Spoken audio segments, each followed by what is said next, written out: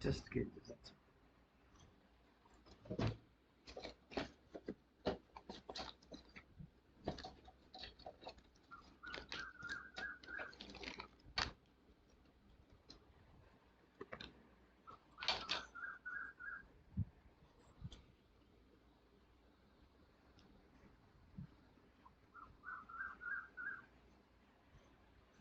Yeah.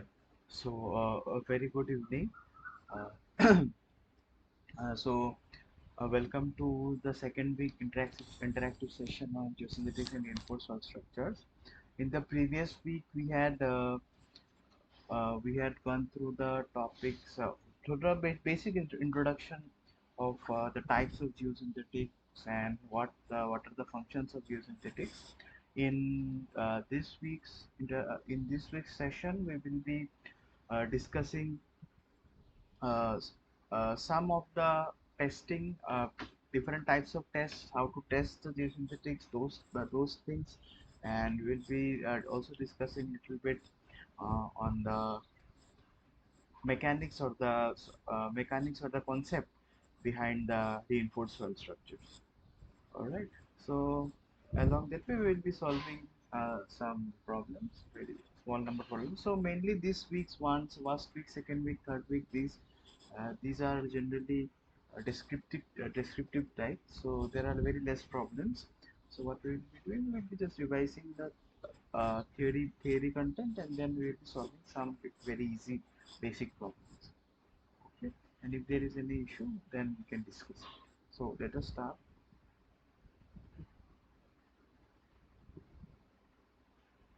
Okay. So first we have our triaxial compression test, right? So in the previous class we had solved some problems regarding the triaxial compression test, right? So in the triaxial compression test, we know that there are different types of triaxial compression tests: CU, CU, CD. So we solved some problems from CU test and then CD test. We determined the CN5 values from the triaxial test data. All those things we had solved in the previous class. So, so now here we will be actually looking into the triaxial compression test of reinforced soil specimens, right? So a soil which is previously we are just looking into simple virgin soil, right? But now we are reinforcing that soil with certain geosynthetic material. All right. So now, obviously, due to this reinforcement, the strength of the soil will increase, isn't it? That is our only purpose. The purpose of introducing reinforcement is to increase the strength of the soil, right? So, so in order to determine the strength of the reinforced soil, we will be looking into this part. Okay, we will be looking into that in this part. So, as you know, triaxial compression tests are conducted on cylindrical samples, right? So, the important parameter of that sample, physical property of that sample, is the height to diameter ratio. So, can anyone tell me what should be the height to diameter ratio for a triaxial soil sample?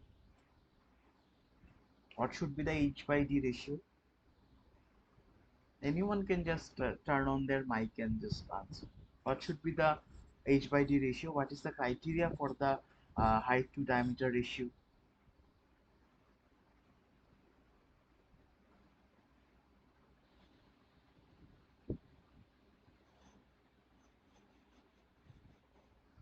What should be the H by D ratio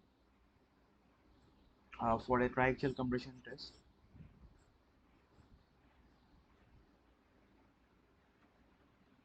Please, any one of you can answer, right?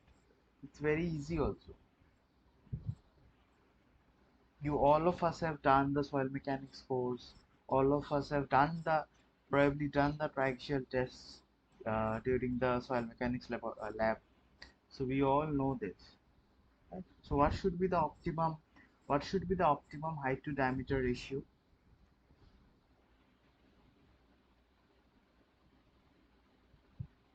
It should be it should be almost equal to 2 or say greater than 2. Okay, so the h by d ratio should be about 2, around 2.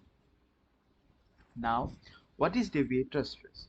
So we apply, so when we apply the loading on the triaxial specimen, that loading is actually nothing but the deviator stress. So we have the triaxial specimen like that, right? So this this is sigma 3, or the confining pressure, which is acting all around, isn't it? Now what we do, we apply some, we are applying some axial load. So that axial load is actually nothing but the deviator stress. The deviator stress is nothing but sigma 1 minus sigma 2. The sigma 1 becomes sigma 3 plus sigma 2. Okay, so this is our deviator stress, is nothing but sigma 1 minus. Now to plot the simplified, say, this Moron envelope, also to find out the C and phi, what we do, we plot the PQ plot. Okay, so we plot the PQ plot. In the PQ plot, uh, this P is nothing but our, this is the PQ plot. So the P is nothing but the mean stress, right? So P is the mean stress, is nothing but 6, right? The average of the stresses, principal stresses, and Q is nothing but the shear stress. Okay, so we plot that, we get some line, and here we get some angle and a, from that we can find out phi, and from this we can find out c.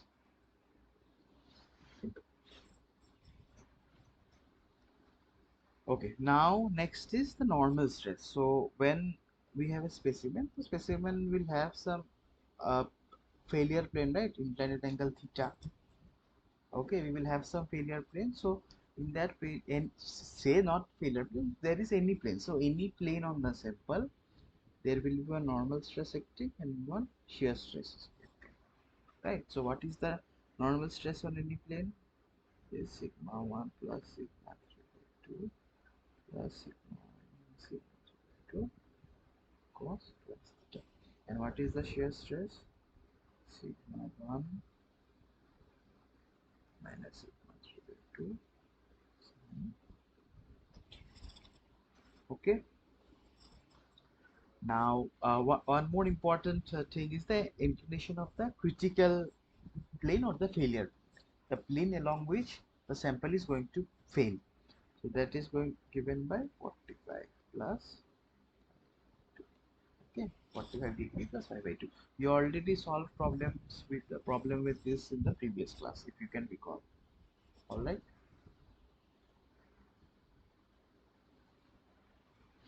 So now the basic equation. The basic equation which comes by taking the equilibrium of the soil or from the Mohr circle, and we have used this basic equation to solve the problems in the previous class, and that is nothing but sigma 1 f 1 plus sin phi by 1 minus sin phi 3 plus c cos, which can be also written as 10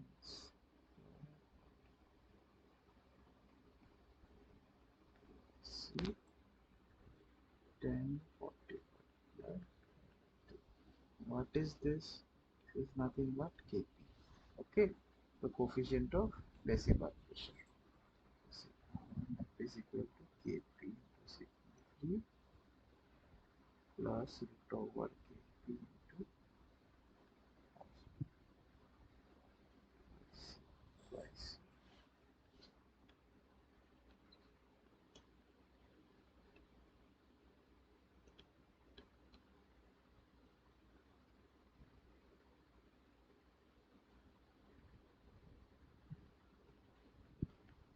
Okay. Okay, so if we see this stress result, okay, so there is a there are, we have tested many soil samples. So we have tested the unreinforced soil sample, and then we have reinforced the soil with single layer of reinforcement, 3 layers of reinforcement, and 5 layers of reinforcement. So obviously, intuitively, we can say that if the number of reinforcement is more, the strength of the soil will be more. So hence you can see that as we increase the number of layers of reinforcement, the strength of the peak strength of the soil is increasing, right? So this is for the unreinforced soil, and this is for the soil reinforcement with 5 layers, right? Now this is for the test on low confining pressure. So what will happen if we increase the confining pressure? So if the confining pressure is very high, so you will see that the difference between the unreinforced and the reinforced specimen uh, is not that large, right? The influence of reinforcement actually becomes very less. Okay, so if the confinement is very high, if the confinement pressure is very high, the influence of the reinforcement is lesser.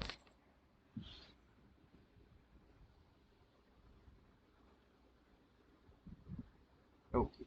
Now the increase in the strength. So we just now we saw that if we reinforce the soil specimen, okay, just now we saw that if we reinforce the soil specimen, the friction and the strength of the soil is going to increase, correct? So if you are reinforcing the soil specimen with a number of layers of reinforcement, the uh, strength of the soil is going to increase, correct? So this increase in strength of the soil can be like explained or can be looked into from two aspects.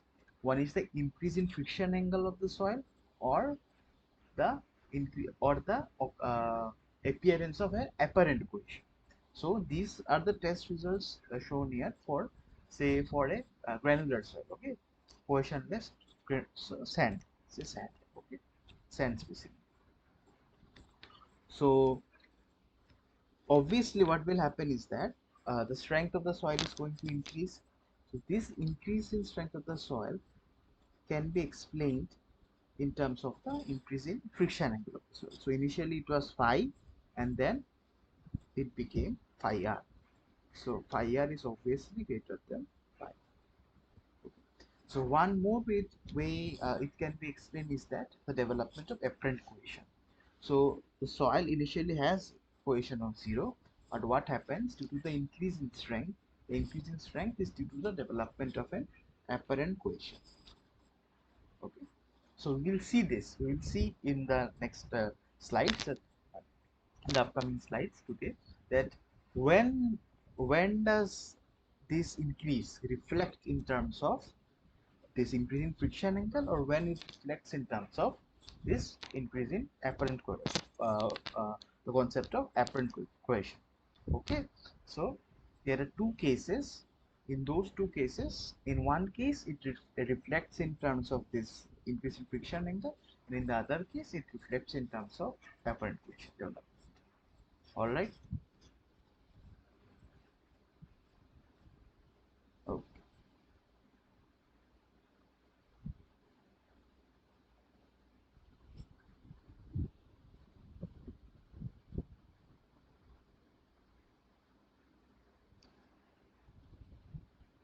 Now, what are the things that actually influence, okay, the strength of this reinforced soil? So the things that matter are the spacing of the reinforcement, right? So we sorry. So what we are doing, we have a soil mass. So what we are doing, we are placing some reinforcing material, right? So we are reinforcing the soil. Sorry, we are reinforcing the soil by placing some spacing by placing the reinforcement in some layers. So this spacing of reinforcement actually influences the strength. Okay. Then the next thing which influences the strength is the strength of the reinforcement. Okay, the strength. So these are some, say, some geotextile or some geogrid, right? So the strength of the individual geotextile or geogrid, so whatever geosynthetic we are using, the strength and the stiffness of the reinforcement, this influence the strength of the reinforcement, right?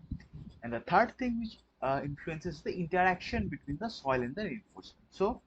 So here above we have soil, here we have soil, right? So the reinforcement is sandwiched between the soil layers. So there is some development, there is a development of friction and friction, there is friction between the soil and the reinforcement, right? So that interaction in terms of this friction or the shear which develops between the soil and the reinforcement, that actually influences the strength of the reinforced soil, right? So uh, say you have a geogrid. Okay, say you have a geogrid, and say you have larger, say larger size, not such a larger size granular material, aggregate size, placed on the top and on the bottom.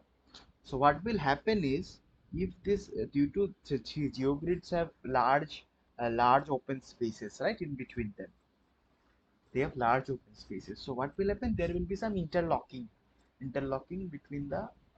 uh, between the geomaterial and this geogrid, right? So geometry that gravel will be getting inside that aperture, so there will be some interlocking. So so what will happen, that frictional resistance or the say the friction angle delta between the reinforcement, that is the geogrid, and the geomaterial, whatever soil or that gravel, okay, that we are reinforcing, that will increase, okay, that will be large.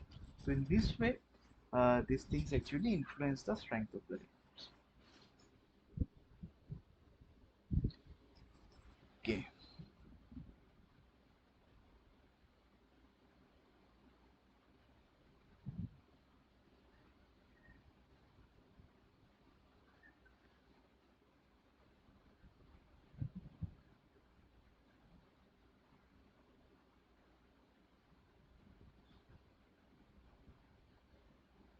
Yeah, and the spacing actually, see the spacing, what happens is that if say the spacing is very less,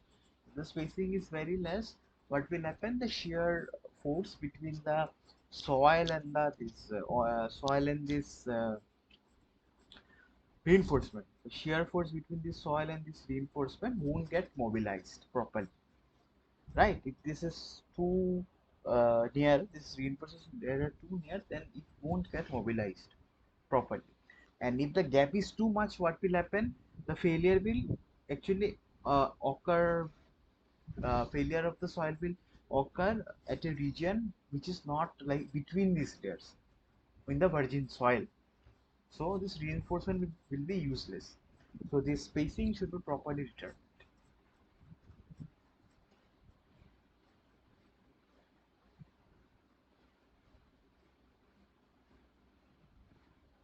Okay. Now the failure modes, right? So the failure can happen in two modes. One is the pull out failure, okay, the pull out or the sliding failure, and the other one is the rupture failure, rupture, or you can say tearing, whatever. Okay, so pull out and rupture, these are the two modes of failure. Pull out means what? See, you are placing reinforcement sandwiched between two layers. Pull out means the reinforcement comes out, okay, so comes out of the soil. In that way the failure happens, that is the pull out. The rupture is what happens, the reinforcement tears. So due to high loads on the reinforcement which is there between the soil, high load, what happens, there is tearing in the reinforcement, okay, the reinforcement ruptures from between. Okay, so these are the two modes in which the failure can happen. One is the pull out and one is the rupture. So in pull out, what happens, pull out happens when the reinforcements slide out, reinforcements and the soil separate by sliding out. This is the pull out failure. The rupture is when there is tearing of the reinforcement. Okay. Now when will which failure occur, right? So say we have a soil mass, right? So we are putting some reinforcement. Say this is the embedment length. So this all these things we will be actually starting, okay, later. Okay. This is the shear force developed, mobilized at the interface of the reinforcement and the soil layer, okay, and say some normal pressure is of the soil, okay. So this shear resistance which develops is nothing but two times because there are two faces, top face and the bottom face, two times sigma v into length into width into tan delta. Delta is nothing but the interface friction angle. Okay, the interface friction angle is the friction angle between the soil and the reinforcement. So how can we, one thing can come to a mind, how can we determine this? So you must be knowing our direct shear tests, right? So direct shear test, from direct shear set what we do, we find out the cn5 or the phi value, cn5 value of soil, right, by shearing the soil over a predefined failure plane. Similarly, big direct shear boxes are available where what we can do, we can conduct this direct shear test between the soil and the geosynthetic material, maybe geotextile or geoblade, whatever. So from this direct shear test, this delta value can be determined. Okay, this delta is what? What is this delta? This delta is the friction angle between the reinforcement and the soil. Okay. Now, if this mobilized shear resistance, the shear resistance which developed at the interface of the uh, reinforcement and the soil, if this Rp is greater than the ultimate tensile strength, okay, so this geosynthetic material will have some tensile strength, right? So if you keep on pulling that, a moment will come when it will break, right? So that is the ultimate tensile strength, the tensile strength. So if this Rp or the mobilized this shear resistance is greater than the Tu value, then what will happen? It's just common sense, right? So what is going to happen if it's more than Tu? If it is this more than Tu, then we'll have pull out free. Okay, okay. So pull out will govern the this is going to the reinforcement is going to slide out, and if say this Tu, just a second,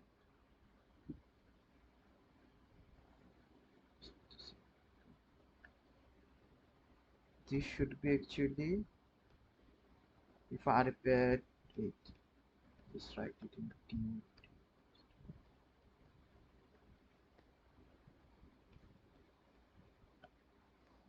Tu.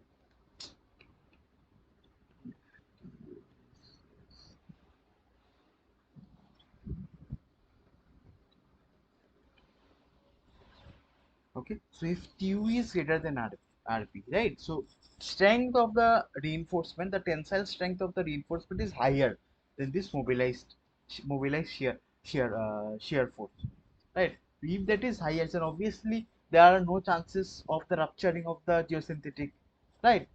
Tu is higher, right? So Tu is 20 kilonewton per meter, and this mobilized friction is 10 kilonewton per meter. So obviously there are no chances of rupturing. Okay, this won't rupture, so the failure mode will be pull out. In that case, the probable failure mode will be pull out. And say this Tu is less than Rp. Okay, so Rp is higher, the mobilized resistance shear force is higher. Then what will happen? There is a possibility that the this geosynthetic material won't be able to take that load, and it will just rupture. Okay, so this is the uh, sorry, the rupture. Okay, the rupture. So if the mobilized force, the shear resistance developed is less, if the shear resistance developed is less than the ultimate tensile strength, then what will happen? Pull out. And if it is higher, then there will be rupture. So just by common sense you can say, right? Obviously the force acting is higher than the tensile strength. So what will happen? This geosynthetic material is going to break, so there will be rupture. Okay, otherwise there will be pull out.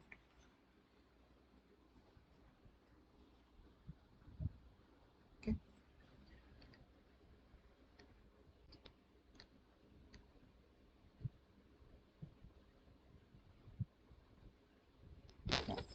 Now, so we had studied the equilibrium analysis of the soil wedge during the class. So we took this soil wedge, okay, and then we did the equilibrium analysis, and from that we got this basic equation, right?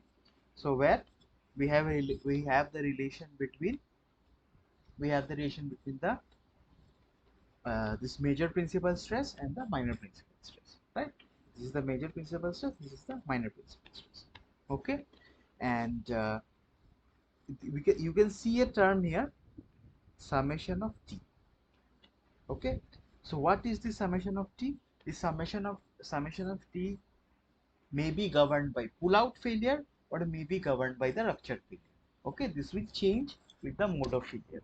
So if the mode of failure is pull out failure mode, the summation t will be different, and if the mode of failure is rupture failure mode, then the summation t will be different, okay. So if the failure mode is rupture failure mode, then this is going to be tu cos theta, okay. So what is sv? This is the vertical spacing, okay. So this is the vertical spacing of the reinforcement, right? And what is this whole term, b cos theta by sv? Okay, this, see, you can see b cos theta is what, this length, and sb is vertical spacing. So this will give the number of reinforcement layers, okay. So this is the number of reinforcement layers that is cut by the failure wedge, okay. So say you have a soil here, say the failure occurs like this. So these are the number of reinforcement layers that are cut by this failure wedge, okay. Now this is in the case of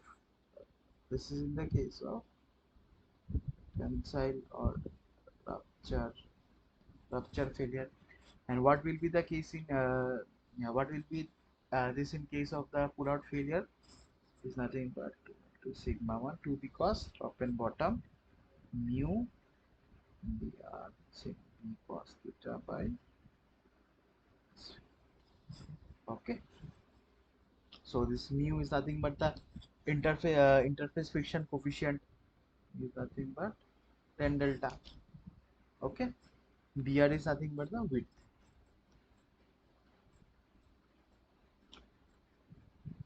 and this sigma 1 is the this major principal stress acting. Now what we can do, we can replace this delta t by these two values of two expressions for summation t, and we can get two different cases. One is for rupture failure, one is another is for sliding failure, okay. Okay, now when, yeah, now if rupture governs, okay. So if the rupture happens in the geosynthetic material, okay, in that case where the probable failure mode is rupture, okay, understand this thing, when the probable failure mode of the reinforced soil is due to rupture of the geosynthetic material, in those cases the increase in strength of the reinforced soil is explained by the apparent cohesion concept. So please recall that we had studied, right, we had studied that there are two explanations, right. One is due to increase in friction angle, and the second is due to development of the apparent cohesion, okay. So now if there is failure due to rupture, then which explanation governs? This apparent cohesion explains the increase in strength, okay. And this apparent cohesion C is given by du by twice SV root over k. After that, we will be solving some problems, right? And I won't be so today. You will be solving, right? I will like please try to solve, then I will solve. Okay. Next, we have what will happen if the pull-out failure governs. So if the pull-out failure governs, then the increase in friction angle actually explains the increase in strength. Okay. So in that case, the increase in friction angle, see this phi r will get it greater than phi, and this can actually be determined from this changed Kp value. This changed Kp value is given by Kp by 1 minus 2i.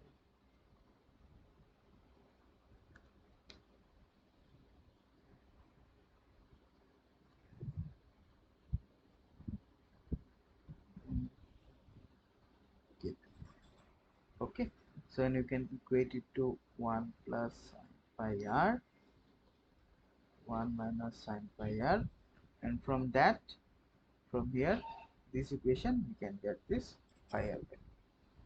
Okay, so obviously denominator is less than 1, so this kp bar will be greater than kp, and if kp bar is greater than kp, then this phi r will be greater than phi. Okay,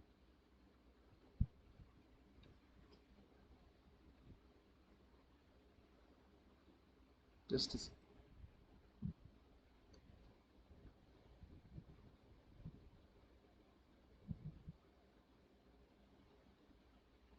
Okay.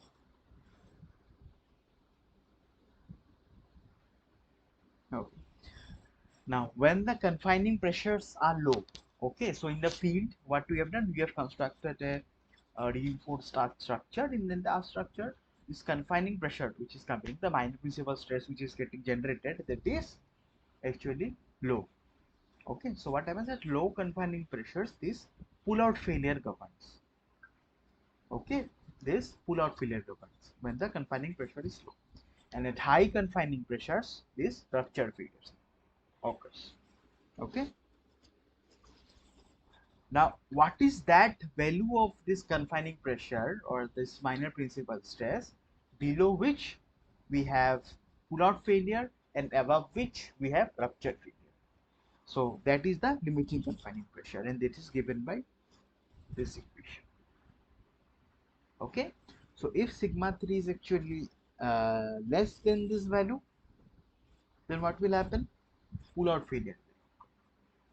And if it is more, right, then rupture failure. So you can just visualize it, right? Obviously, if this confining pressure is higher than the this RP which we had discussed, that will be large, very large. So chances are that that will be higher than the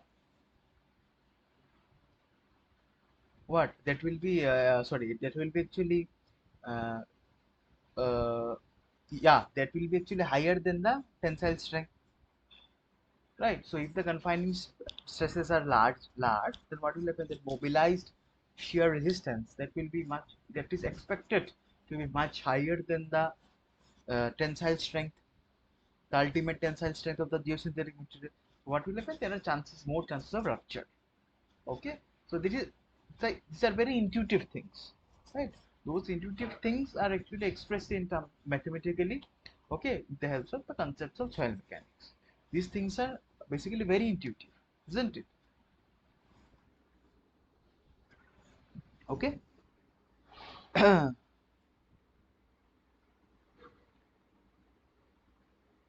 Okay. Okay. Now we have a problem. Okay. Given Tu is 30 kilonewton per meter, okay, the ultimate tensile strength of the geosynthetic material is 30 kilonewton per meter.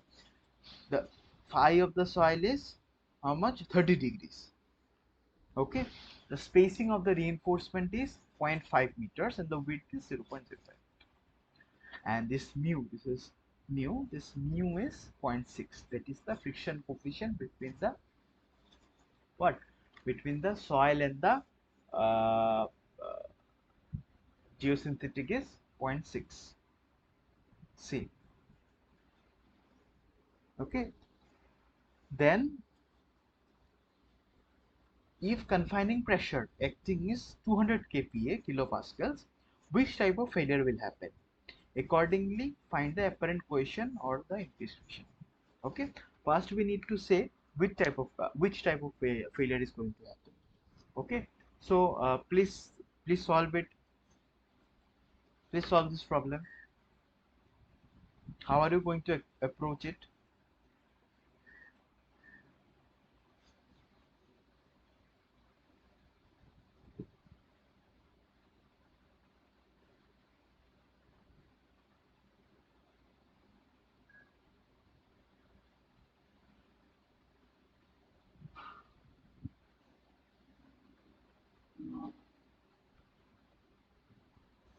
Please solve. Try to solve.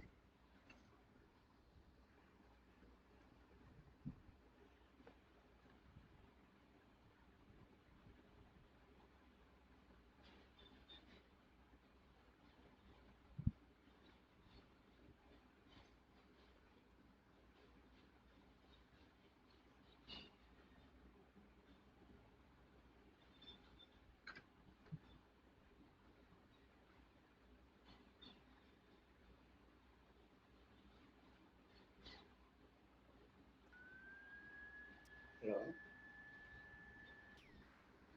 Hello. Yeah. This KP Uh, equal it's to not. 10 It's not second clear. 10 by 1 minute 10 by. I'm unable to understand. The, that first we find the passive coefficient KP. Which one? First we find the KP. KP. Yeah. Yeah. Yeah. First we find the 1 plus KP. sin Yeah. So phi one plus plus 1 minute. sine phi by 1 minus sine phi. So 1 plus sine 30 by 1 minus sine 30. So it will be 3. Okay. Then after that, C. Apparent coefficient productive by 2 SE KP. Root by root of KP. which one you are? The uh, Yeah, you apparent are. coefficient C. Yeah, it's equal No, to TU no, you are by say. Okay, I understand. You are saying that you are directly. uh, So my question, first question. Let us answer the first question. So which type of failure is going to happen? Is it tensile failure? This is a rupture failure or the pull out failure?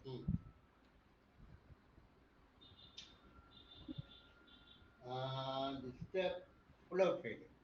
No. If Uh, pull out, if it would have been pull out failure, then why are you finding out apparent cohesion? mm, It is the question, right? then See, if here the yeah, if the failure is pull out, then this uh, increase in friction angle actually governs the explanation, right?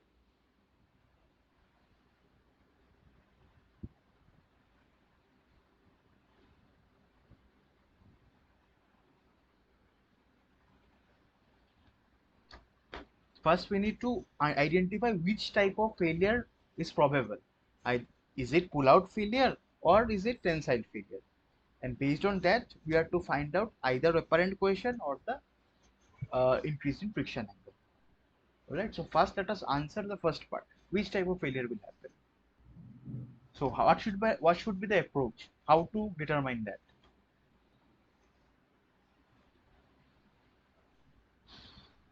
if it is RP is greater than TU, it is Yeah. pull-out failure. Okay, but Then RP, for see yeah, RP, how to find out RP? RP we cannot find out, yeah, right? yeah. You are right. Then What is the just now we had studied just now we have studied that thing.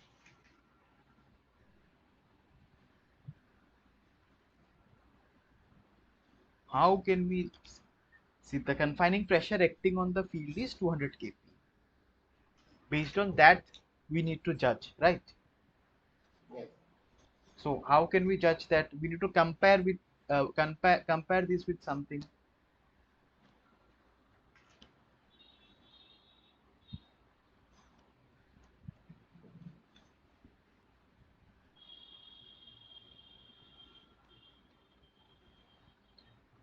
have to compare only with TU and RP. See, So forget about RP. What is the other thing? Just now we have studied that thing. RP we cannot determine here, right? See, then we studied this, right? yeah, 2 into This T1. limiting confining pressure. So if this sigma 3 is less, then pull out failure happens, and if it is higher than this sigma 3, then rupture happens. So let us find out this limiting confining pressure first. Okay. So sigma 3 limiting. Let us find that out. Tu is 1 minus 2s Qp by 2br mu kp. So we can find this out, right? So let us please find out. Please put all the values. 1 minus 2 into 0.05.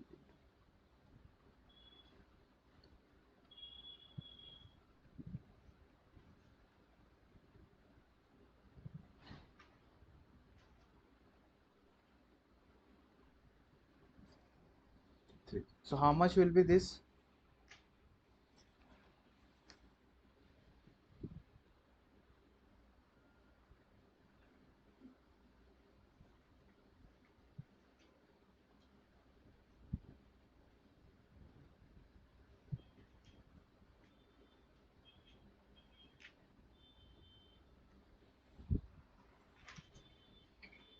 Please calculate this one.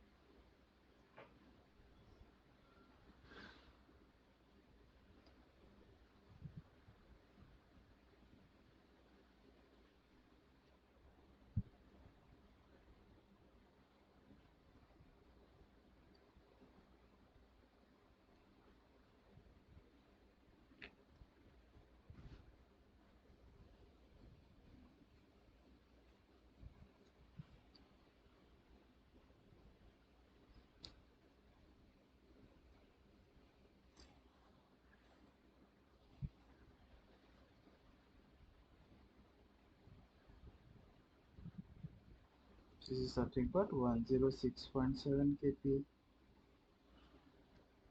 Okay.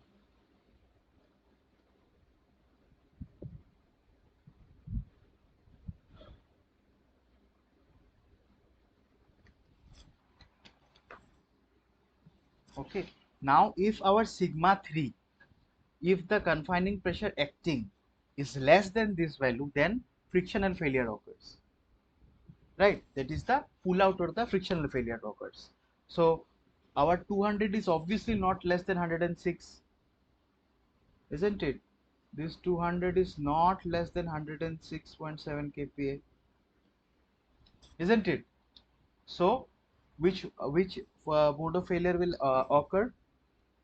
Which is the mode of failure that governs? It is the rupture failure, right? So if the failure is by rupture, so the apparent cohesion, that concept will actually govern.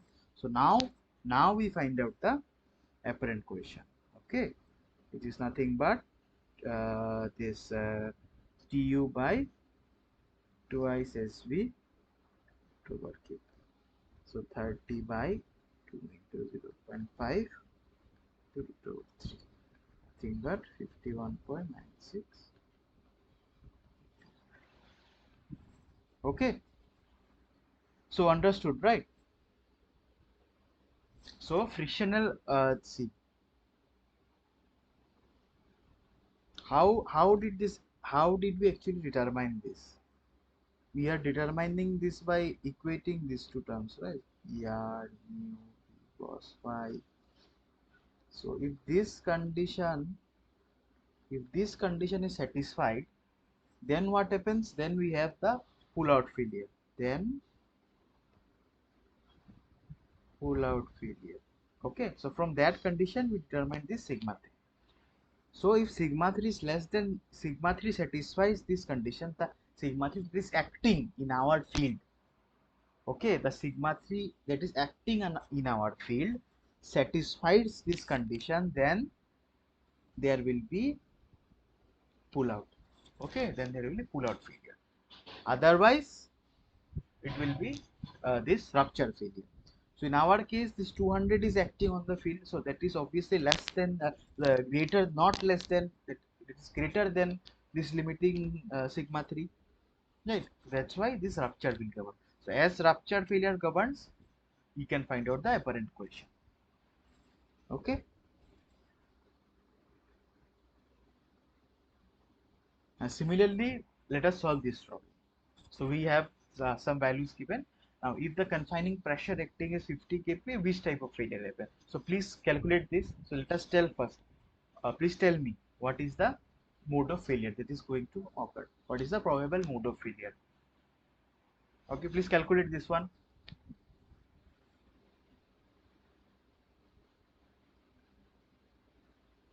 Please solve this one.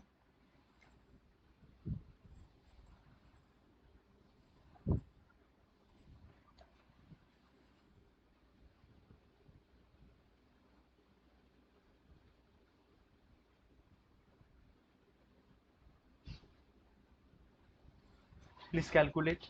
TU is 20 kN per meter, pi is 30, SV is 0.5, VR is 0.05, mu is 0.06,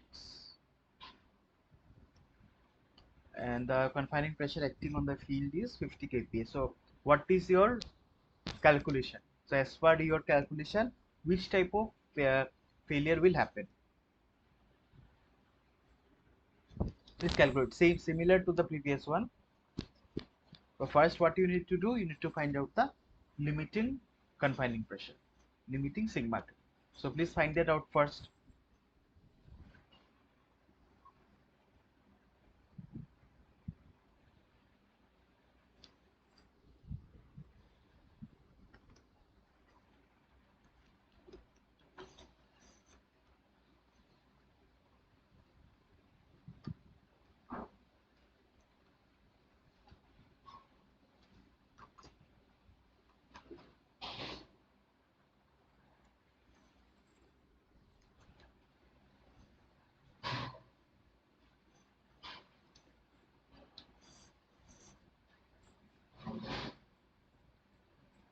Please calculate.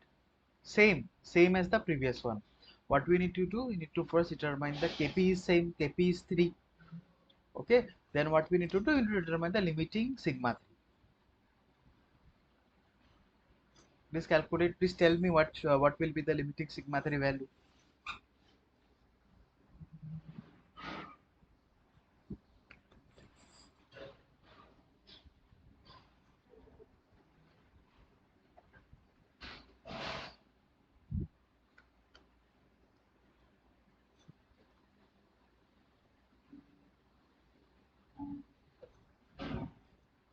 What is going to be the limiting sigma 3? Same, okay, same as the previous one. Sigma 3 is mu 1 minus twice P.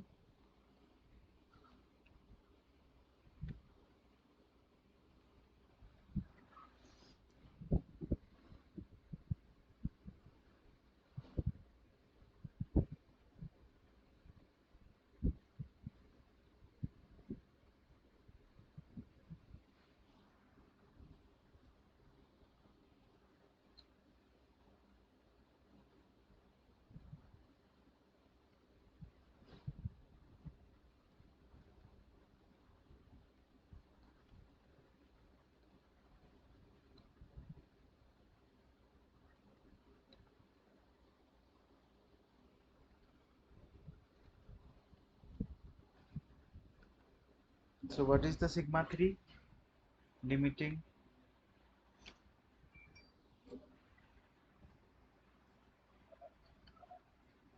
Please calculate.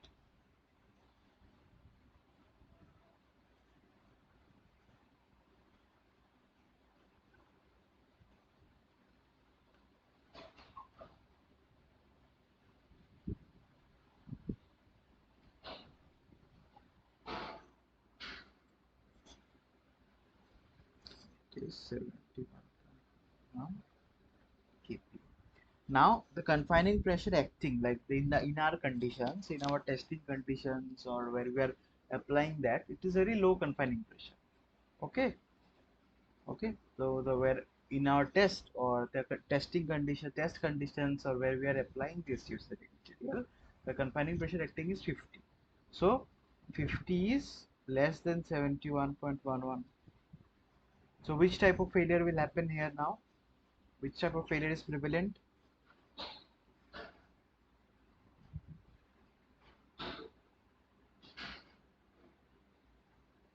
This type of failure might happen. Might. Okay. What are the chances that Okay. rupture failure, right? Yeah. Rupture. So rupture means you can find out the increase in friction angle.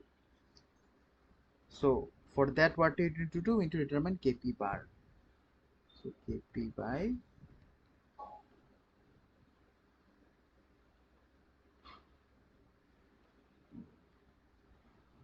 so please find that this out.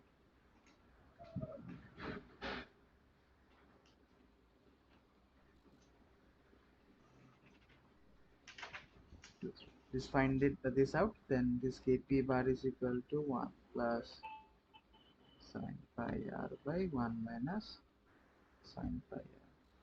From there we can calculate sin pi r could be something.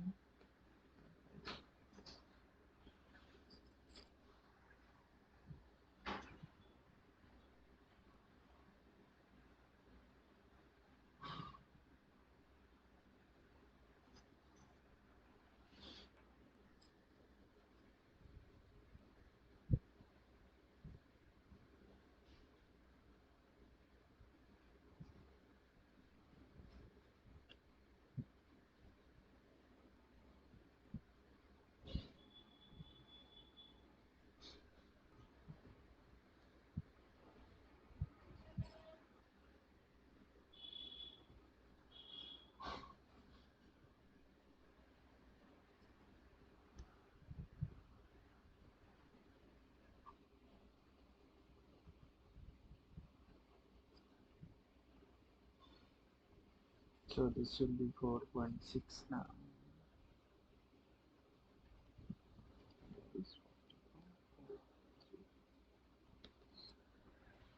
Okay.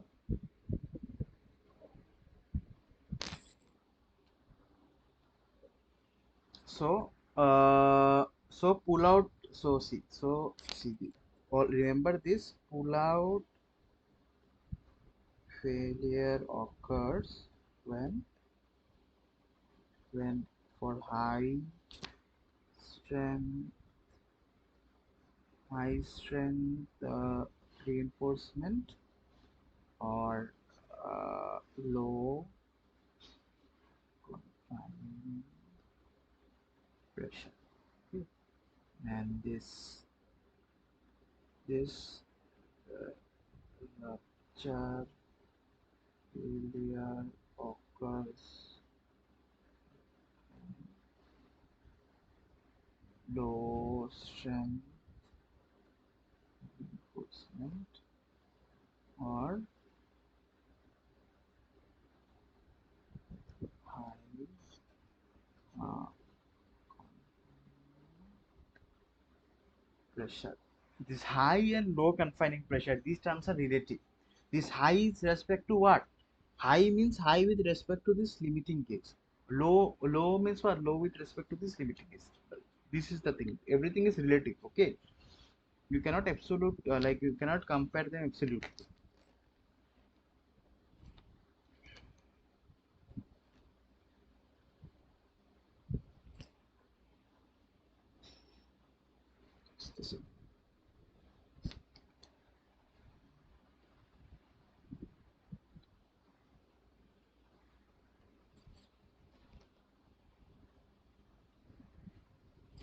Just a second. Okay.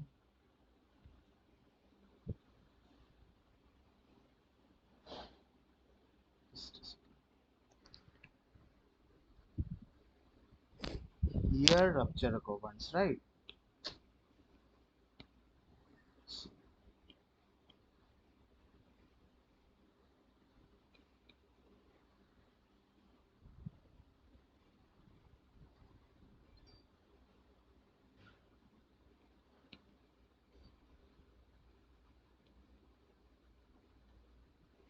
rupture products. And here we will have pull out failure, not rupture.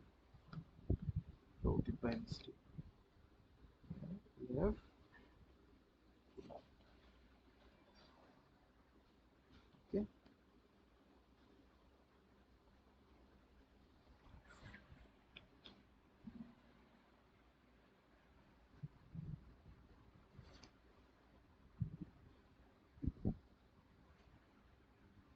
So at high confining pressures,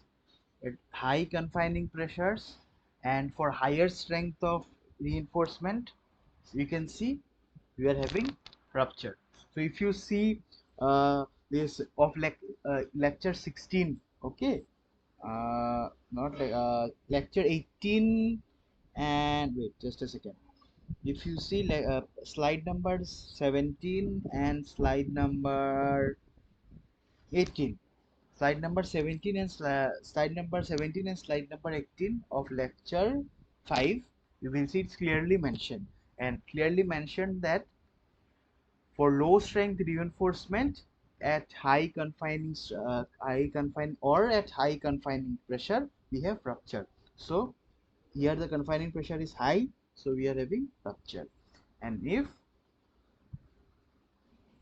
there is the confining pressure is low, so at low confining pressures or for strong reinforcement, so here the confining pressure is low, just 50 kPa in the feet, so hence we are having this pull out or the frictional failure. Okay, so numerically also we saw the same results, right? Just think about these things and solve it again, okay, and it will be more clear, when there is rupture failure, when there is our pull out failure. Low, remember this: low confining stress pull out, high confining stress rupture. Okay, low confining pressure, always remember, low confining pressure pull out, high confining pressure rupture.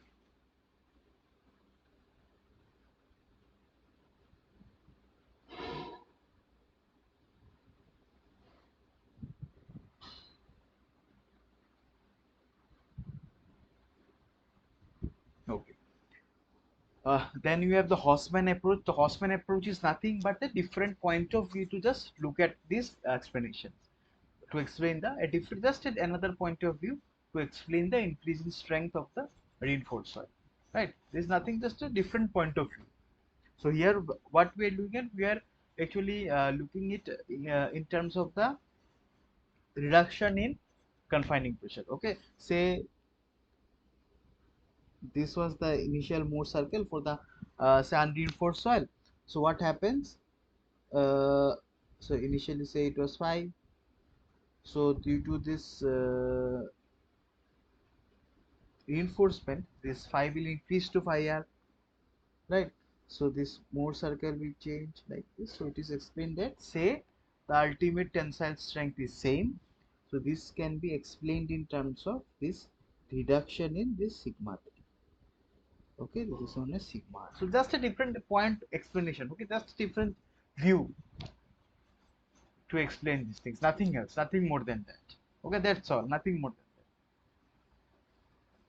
that. Here the explanation is that say due to reinforcement, what happens is that some there extra confining pressure is actually induced. That's all. Nothing else. That is the explanation. And due to this phi increases or there is development of this apparent equation. That's the explanation. That's all. And in your assignment, I think there are 1 or 2 problems this week assignment related to that. So I hope you will be able to solve this.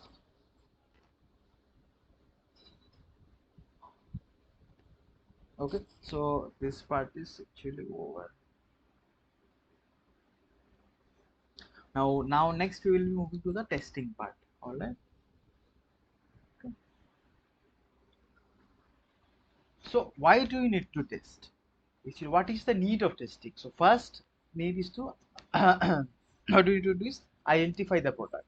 Say you are some supplier has given you many types of geosynthetics, many types of geotextile maybe.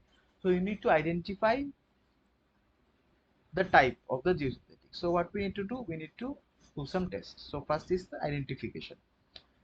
Next is to select which type of product will be actually suitable for your usage. So there are many usage sites. So if you can recall, we had studied many functions of geosynthetic, right? What were they? Reinforcement, separation, drainage, then filter, then barrier. So many things we had studied, right? So, so say we need to use that for some specific purpose. So for that, we need to choose some specific type of geosynthetic material. And, and to aid our selection, which geosynthetic product to select? Okay, which product to select? So one is broad type. Say first, say you need to use a geosynthetic as drainage material. So you choose say some geotex. So you will use geotextile for your drainage purposes. Okay, so you need to solve drainage issue. So what we did first to identify the issue. So the issue is I need to solve the drainage issue. Done. Identification of issue is complete. Second is identification of the product. So which product do you want to solve the issue? Which geosynthetic do you want to solve the issue? Is it geotextile? Is it geonet? What is it? So say you have decided that you will be using geotextile. Okay, so the type of geosynthetic you have decided now. So first you identified the issue, then you decided the type of geosynthetic that you are going to use. Done. The next thing is that which type of geotextile are you going to use? Okay, which geotextile are you going to use? So in order to answer that question, what you do, you conduct certain tests. Okay, so that's why you need this testing. Next is quality control. Obviously, during the production stage, you need to ensure the quality of the product. So quality control, quality assurance. That means whatever product you are using in the field, that is pertaining to the design standard. Okay, that is the quality assurance. That's all. And then we have some important standards. So HTM, this D4354 is the the basic, the most vast this code for the testing of geosynthetic material. Okay, so these are some of the various ISO, IS, and ASTM standards that are used. Then next come now let us come to geotextile, right? So there are various types of properties. One is physical property. It is related to the physical means. What physical means? Related to the say opening size, this all this weight, all these things, like mass, like all these things. Those are the physical properties. Then we have the mechanical properties. So what are mechanical properties? Mechanical properties are nothing but the strength properties. What is the strength property? Tensile strength, mean tensile strength, like the rupture strength, the tensile strength. Okay, that is the mechanical property. Then we have the hydraulic property. What are the hydraulic properties? That is the permeability. Okay, the permeability can be of two types. One may be the in plane permeability, say flow when the flow is along this plane, laminar flow. Okay, or this in this plane. Okay, planar flow. Okay, that kind of flow, or the cross plane. Okay, the flow is like this, water flow is like this. So two types of permeability, in plane and cross plane permeability. Then you have the endurance properties. Endurance property means say repeated loading, or in the field there will be some wherein this installation, like say boulders will be placed over that is material, whatever. So that is related to the endurance. The last one is the degradation property. Degradation property means along as time passes, the geotextile is say exposed to this weather, right? So weather, it's exposed to weather, sunlight, many things, aberration. So due to that, what happens? There is degradation in the geotextile. So that is the degradation properties. Okay.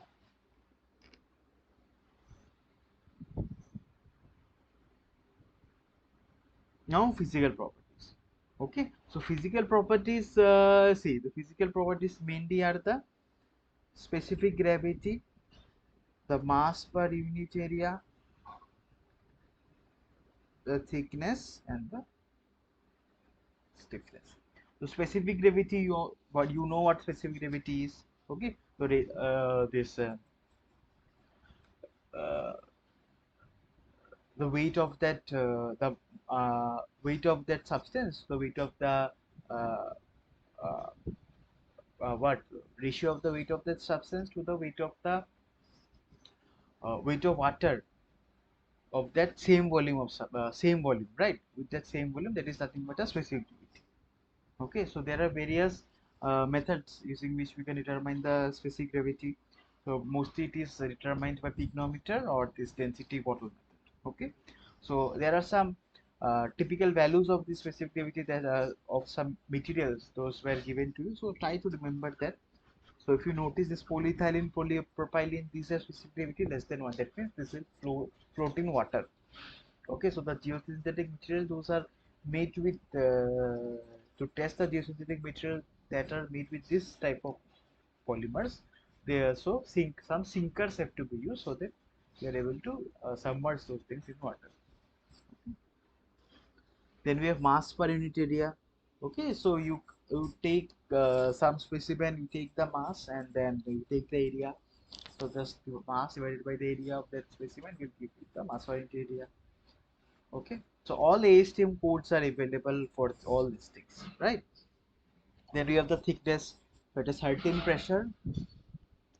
At a certain pressure, what is the thickness of the geotextile?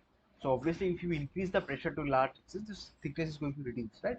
So at a certain standard pressure, what is the thickness? Then you have the stiffness.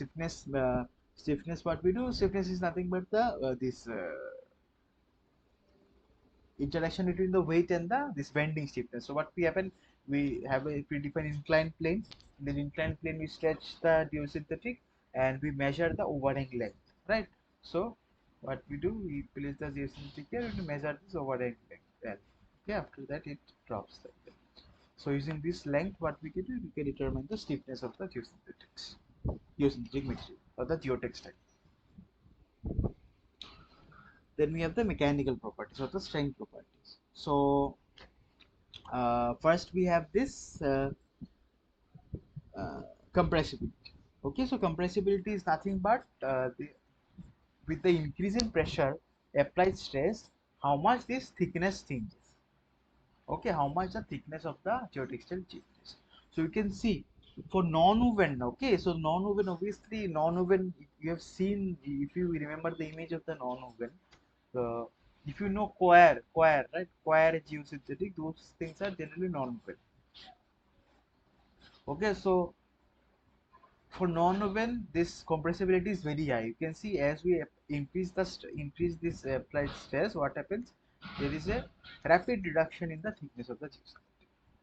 Okay, and for woven geosynthetic and this heat bonded non-woven geosynthetic, we can see that the compressibility is very low. The thickness doesn't change that much due to the application of pressure. Okay, then we have the trapezoidal test. So in the trapezoidal test, what happens? So we have a geosynthetic sample. Okay, there is a cut of 25 mm made here, and these clamps are attached here. Okay, trapezoidal clamps are attached here, and these are pulled apart. Okay, so with that, what we get the tear strength. Okay, means the load at which the geotextile completely tears off, the ruptures off. Okay, the result is reported in 4 seconds. So let me just show you this next, and I will show you the video. Okay, then we have the grab tensile strength.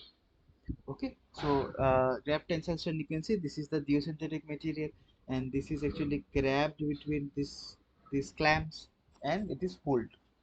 Okay, so it will fail and it will rupture at some point. That will give you the ultimate tensile strength. This is the grab tensile strength. And then we have the punching strength. Or punching strength, what has happened? We have this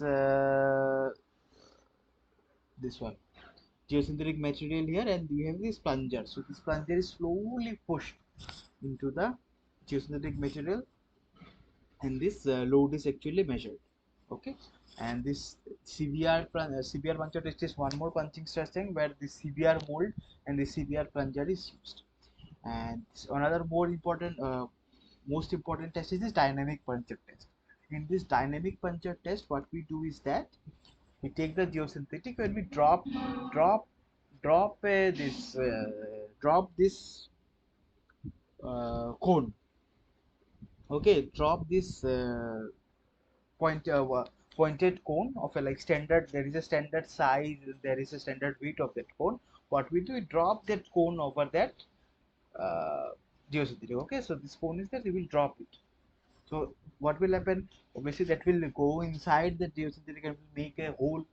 So what we do, we measure the diameter of the hole made by that cone. Some device is there, so putting that measuring tool, we can measure that diameter of the hole that is made. Okay, so the larger the hole diameter, the larger is the construction damage ABC. And one more thing, important thing is the seam strength. The seam strength means what? So what will happen, so geosynthetic you cannot measure of geotextile, you cannot measure of infinite length and width, right? So there is some predefined the specific width of geotextile that comes from the manufacturer, from the factory, right? So what will happen, if you have a large area, we need to seam it, we need to stitch the geotextile material together. Okay, so the seam strength is nothing but the strength of that this seam seam or the stitching that you are making. Okay, okay, now let me just show you that. Just a second.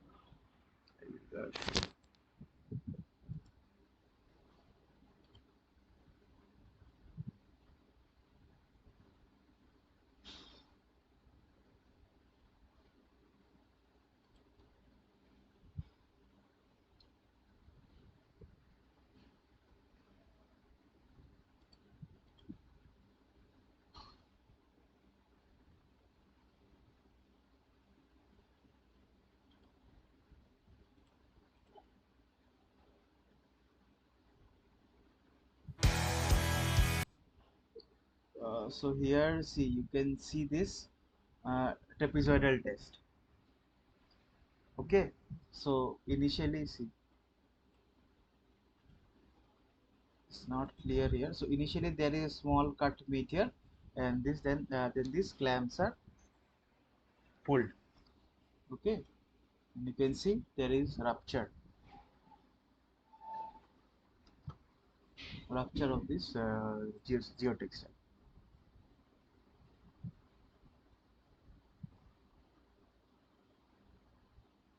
Okay, so like this we have the rupture.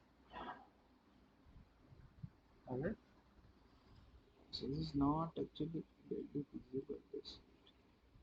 So here, if you look here, you can see a small this initial cut is there. Okay, okay. Next we have this grab tensile strength. So see, this is the geosynthetic material that is grabbed between the clamps, and we are pulling. So here in this monitor, you can actually see this graph that is developing, load versus this strain. Okay, okay, so you are starting to pull. You can see it is increasing to a maximum it's increasing, the load is increasing, and then it starts to reduce. Okay, as soon as the rupture occurs, so you can see here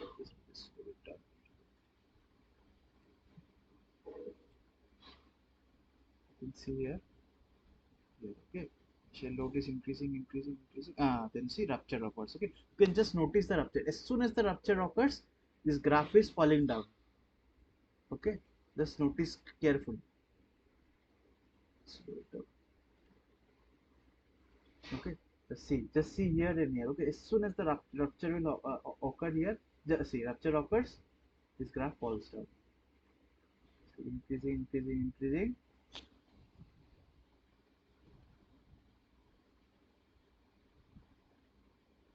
See, rupture occurs. This is also called this curves comes down.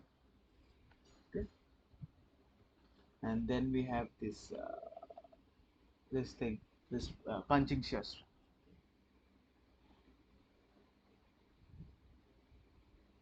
See, this is the geotextile. Okay, this is the apparatus, and this is the plunger. Okay, this plunger is slowly actually pushed. Okay, this plunger is pushed into this geotextile, and the load is measured.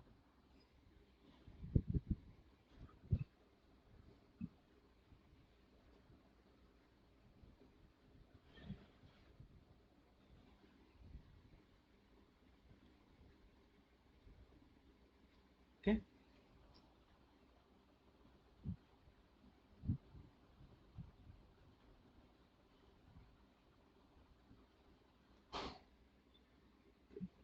share the screen again.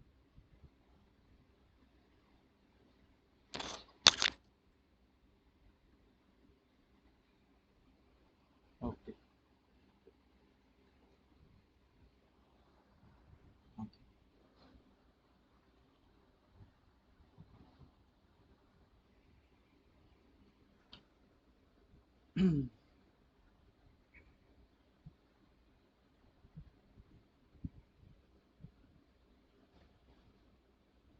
Okay. Now see, we have the tensile strength. Okay, tensile strength can be tensile strength test as used just now. So this gap tensile strength test. So that can be carried out uh, in many with many various widths of geotextile. Okay, we can have narrow strip test with 50 mm width. Okay, 50 mm width, and we can also have wide width test. So wide width test, we have a 100 mm width of geotextile.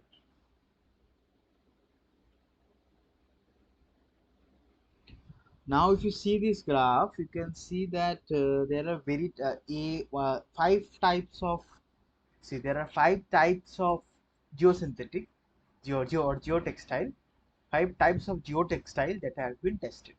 Okay, A, B, and C show a similar kind of behavior, and D and E, okay, uh, show a similar kind of behavior. Now, tell me, which one would you use for the application as geobags or tubes, and why? Out of these are, say this is group 1, and say this is group 2. So which group would you choose for the application as geobags or tubes, and why? Which group would you choose for the application as this geobags? Okay, geobags or this tubes for shoreline protection. Okay, for the protection of shoreline, you use certain uh, these tubular bags, geobags or geotubes. So which group of geotextile would you prefer? Group 1 or group 2?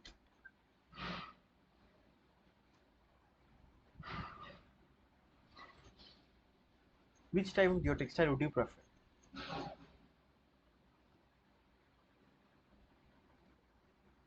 Would it be group 1 or would it be group 2?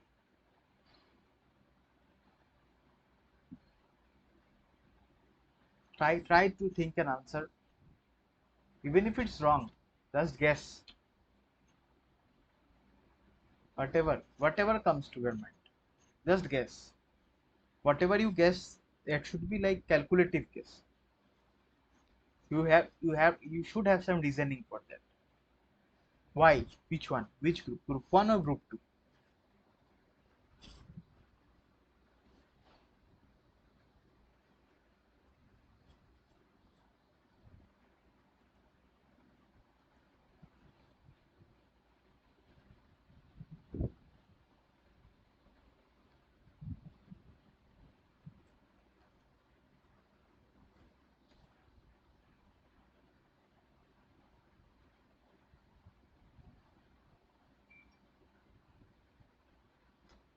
Which group would you prefer?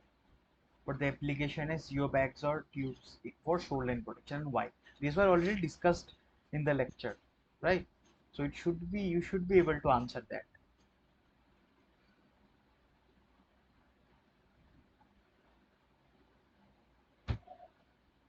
Either it is group 1 or group 2.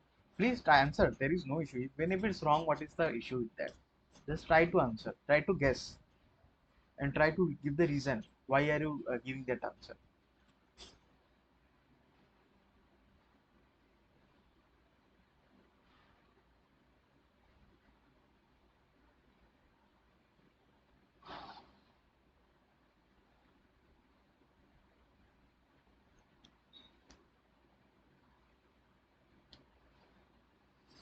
See, what happens is that this geotextile, these tubular structures undergo large strain, okay, due to deformation and ground movement. So these are facing the shore, right? So there are this soil movement, this soil movement is there, then these waves are hitting it. So there is huge movement, okay, there is huge movement. So there are large deformations, okay, and the force generally developed is quite low in that, but the strain which develops in that is quite low, quite high. High strains or high deformations actually uh, happen in them. Okay, they undergo quite a large amount of deformation. Now see, this group 1 geotextile, these are kind of brittle, right? At low strain they are rupturing, they are failing, isn't it? At very low strain they are rupturing. And this group 2, these are not that brittle, these are little bit ductile, you can say. Or ductile, maybe ductile is the wrong word, so let us, you understand, right? So they are able to undergo large amount of strain, and after that they fail, right? So for the use of geotextile tubes, this shoreline protection, we should use this group 2 type of this geotextile, that is this DNE, non-woven heat-bond, non-woven heat-bond. Okay, either of this, because they are not brittle. They can undergo large strain before failure, before rupturing. Large amount of strain before rupturing. Okay. So what happens is that in this geopegs and geotubes, the strain is high, but the load is generally very low because these are not completely filled and there is some scope of sag and all. So then generally the this strain is high, but load developed in that in that case is not very high. So in that case, we have to choose this group 2 type of this geotext for that case.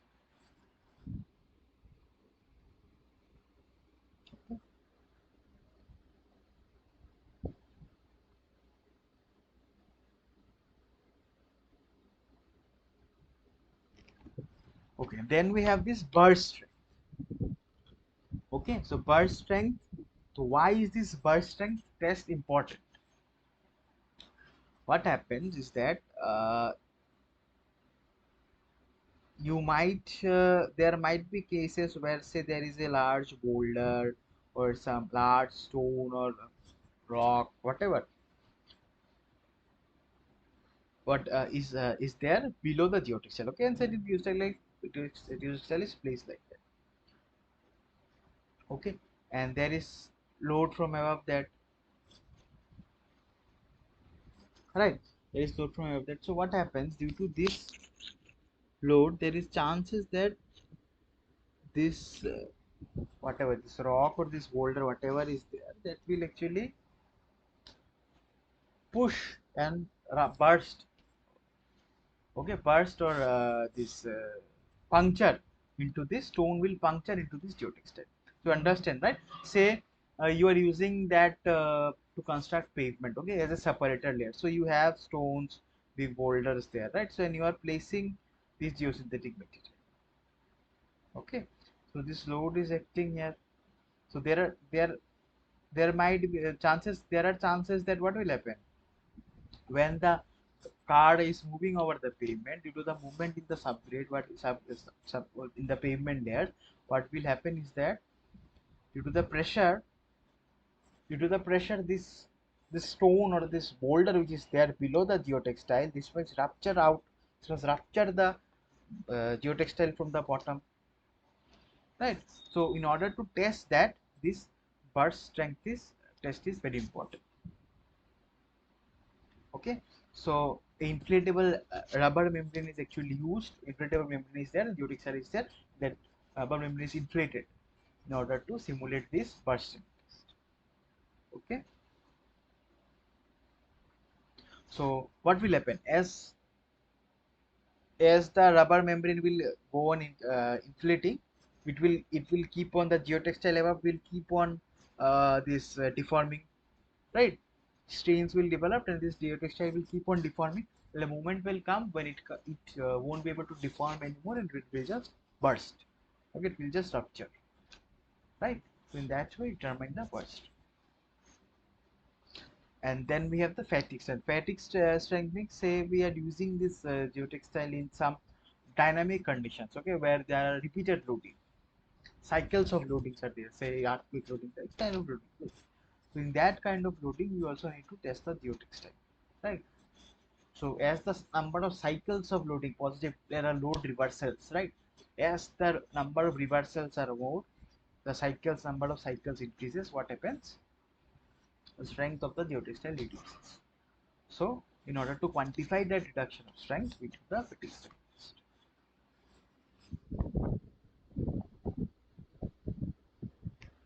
All right.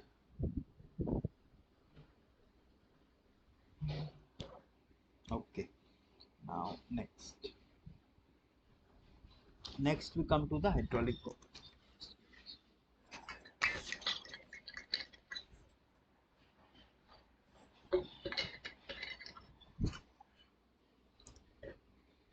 Okay. So we come to the hydraulic properties of geotextile. So these are the main hydraulic properties: apparent opening size, cross plane permeability, in plane permeability, gradient ratio, and long term permeability. Apparent opening size is a very important parameter, very important parameter, which specifies the quantifies the opening size of the geotextile. Okay, that is defined by the apparent opening size. So how do we determine the apparent opening size? What we do, we just sieve the material. Okay, we just use that geotextile as a sieve. And what do you sieve?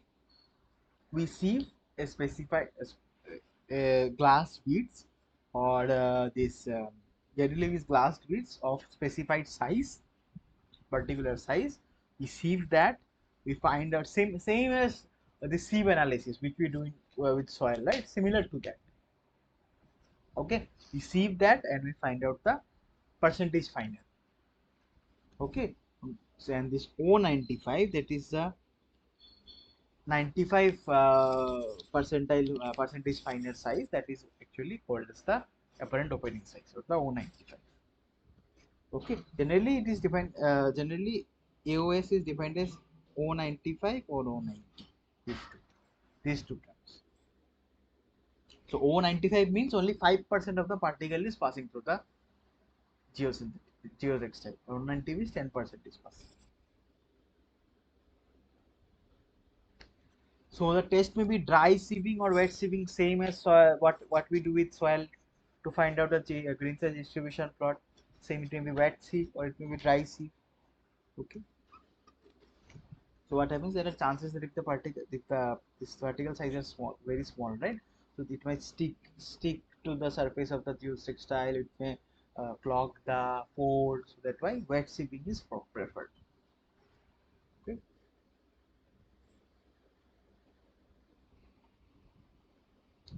Okay. Now let us solve this problem. The test result for a woven geotextile is shown below in figure 1. Okay. Can this geotextile be used as a filter if the grain size distribution chart for the soil is shown in figure 2? Okay. So this is the test result for the figure 1 is the test result for the geotextile, and figure 2 is the test result for the soil. Okay, we need to say whether this particular geotextile which you have tested here, tested here, can be used as a filter material in that soil or not. Okay, that is our main target. Now from figure 1, what we can see, we can find out the O90 and O95, right? So the dry sieve analysis was conducted on this woven geotextile when we got the O95 and the O90 sizes. Okay, so the O90 is 150 microns and the O95 was 230 microns. And on the right side, we have the grain size distribution curve for the soil. Now we are to say that whether this particular geotextile can be used as a filter material for this soil. Okay, can this be used as a filter material for this particular soil? Okay, so if we have gone through the lecture, can you recall what was the design criteria for filter? This was discussed in the lecture, in the week 2 lectures. Can you recall what were the filter design criteria? Anyone can answer, please. You can even see and go through the lectures if we have the lecture PPT or whatever notes you have made. Can you recall what was the filter design criteria? What are the filter design criteria?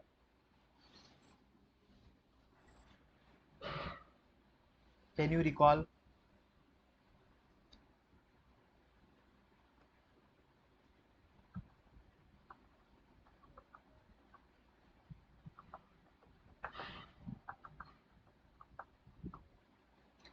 See, a filter for a geotextile to be used as a filter, it should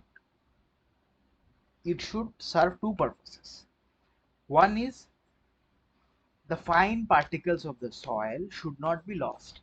That is, the fine particles of the soil should not pass through the geotextile too much. Else what will happen? There are chances of piping. Right? I won't tell you what piping is. You must be doing this from the basic soil mechanics course that you have done. So due to a filter particle must satisfy two criteria. First is the piping criteria. Means the pores must not be that large that the small particles of the soil pass through it. Okay. And the second criteria is the permeability criteria.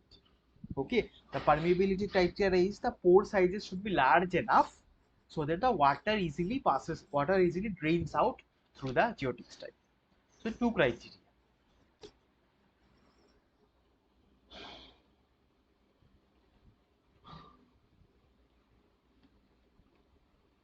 Piping and this permeability. There are these two criteria. So we have this piping limit where this O90 should be less than equal to the D85 of your granular soils. And we have the permeability limit where this O90 should be greater than D15 of soil, and this O90 should be also greater than equal to 0.05. So these are the two criteria, piping and permeability criteria, that should be satisfied by the geotextile to be used as a filter material. Now let us check this whether the geotextile is satisfied.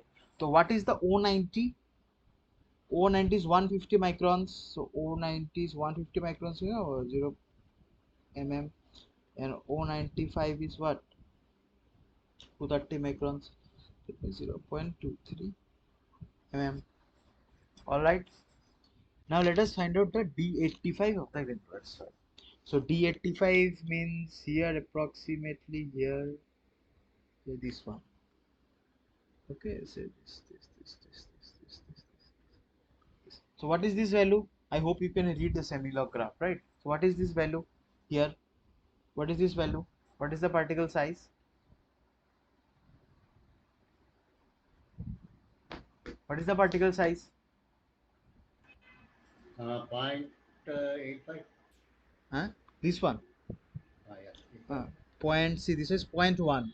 This is point Point, two, point three, point four, point five, point six. Point six, right? point 6. So D85 is point 0.6. D85 is 0.6. And now please tell me what is D15. D15 is approximately just say approximately, okay, here this one. This is point 0.1, this is point 0.2, so 0.15 will be approximately here. So it is definitely more than 0.15, right? This is 0.15. So it is approximately more than 0.15, say 0.16. Okay, now let us check if these two criteria are satisfied. So is O95 less than or equal to D85? Check. Is O95 less than equal to D85? Yes, right. O95 is 0.23 mm and this D85 is 0.6 mm. So this is less. Now second case is O90 yeah, first criteria O90 should be less than D85. So sorry. So 0.15 is less than 0.6. First criteria satisfied. Second is O90. What is O90 again? O90 is 0.15. So 0.15 should be greater than D15, greater than equal to D15. So is it greater than equal to D15? Yes. So this criteria is also satisfied. Okay, this criteria is also satisfied. So first this criteria is satisfied, this criteria is satisfied. And is O90 greater than equal to 0.05 mm? Yes, right. So all these criteria are satisfied. Hence, this geotextile can be used as a filter material for this. Understood? So this is how we judge the product. Okay, this is why testing is required. See, initially remember while beginning the topic I told you, say you decided you want to solve the purpose of filter, then you decided you want to use geotextile. Now you want to decide what geotextile do you want to use. So these are the criteria, this is the criteria that you need to follow to to decide which geotextile you are going to use. So this particular woven geotextile, this particular tested woven geotextile satisfies the criteria to be used as a filter. Okay. Okay, done. Now next is our cross plane permeability. Okay, the cross plane permeability means what? This is the geotextile. This is the geotextile. So the flow is occurring here through this, like this, right? So this is the cross plane permeability. So this cross plane permeability can be determined by constant head test and the falling head test. So the important parameter here is permittivity. The permittivity is this, nothing but the Kn by T. T is the thickness of the geotextile. Kn is the permeability. Cross plane permeability is nothing but Q by delta H by A. This is the constant head test. Okay. Q is the volume of water collected. Okay. This delta H, Q is the flow of water. Okay. Flow of water, flow rate. Delta H is the head, constant head, and A is the cross section of flow. All right. So next we have the falling head test. The falling head test same. you can write this as 2.3 a a delta t log 10 h naught by hf. So hf is the initial height, then head is falling, the head of water is falling, so hf is the final height. A, capital A is the area of flow, generally it's 25 mm diameter. This h naught is generally 80 mm, this hf is 20 mm, this a is 25 mm dia, so from that you can find out the area. This delta t is the time taken for that flow, for the head to reduce from 80 mm to 20 mm. That is the time taken for the head to reduce from 80 mm to 20 mm.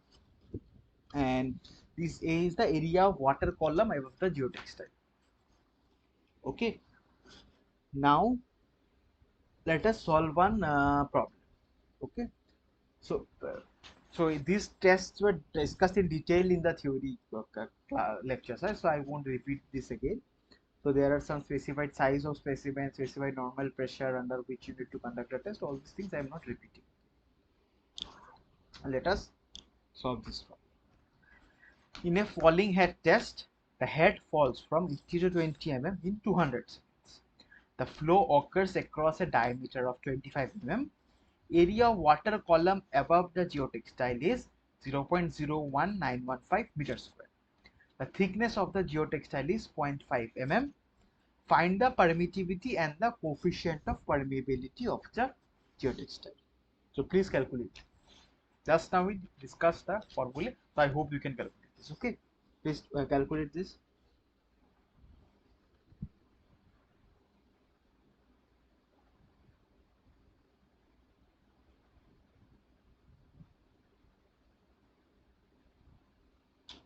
Head h naught is given, hf is given, time is given 200 seconds, then area of water of the geotextile is given, right? So you can find out the permittivity or not. Please calculate.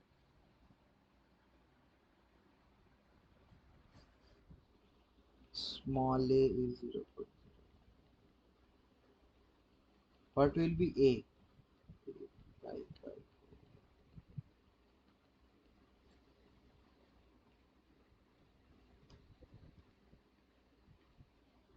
A, then we have delta t 200 seconds, h naught you have 80 mm, hf you have 20 mm. So you can find out permittivity or not using this relation. Using this relation, you can find out, right? So please calculate.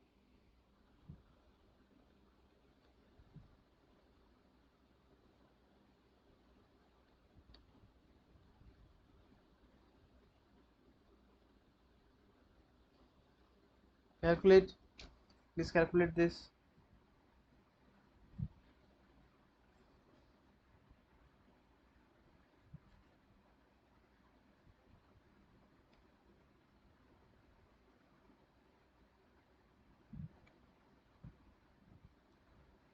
Please calculate.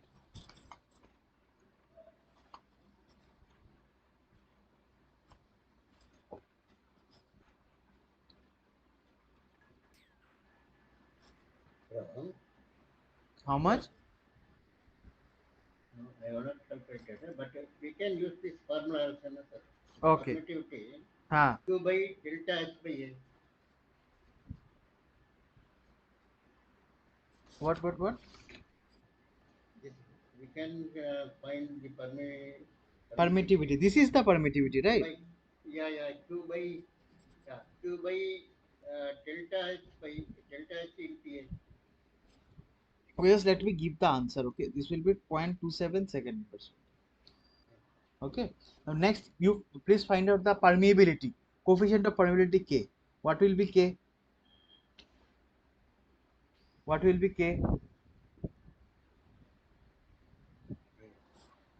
What is K? This one is easy calculation. This you already have. K you can find out. What will be K?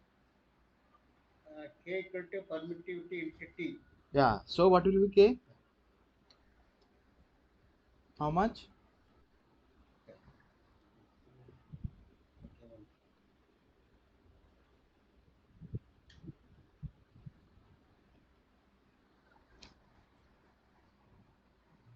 0.27 into 0.5, it's 0.135, right?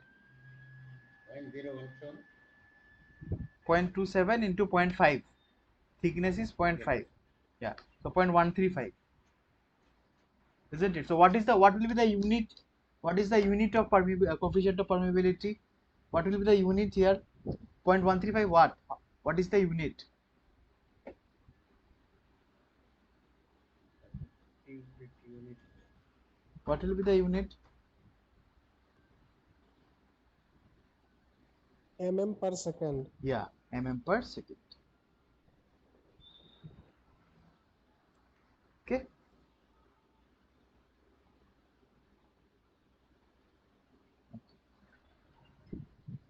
Next, we have the in-plane permeability test. In-plane permeability test means the flow is occurring along this plane. Okay, the flow is occurring along the plane, not cross plane. So in in-plane permeability test, the main this parameter which we need to find out is the transmissivity. That is theta. Theta is called the transmissivity. Transmissivity is nothing but the coefficient of in-plane permeability coefficient into the thickness. Okay. So for constant head test, this will be nothing but equal to by I. Okay. So I is equal to delta H. Delta is the head and L is the length across which this flow is occurring. Length of the flow. So the flow is occurring from here to here, say na. So head difference, there is some head difference, and the flow will be occurring like this. So this particular length, this is the L. So I you can find out.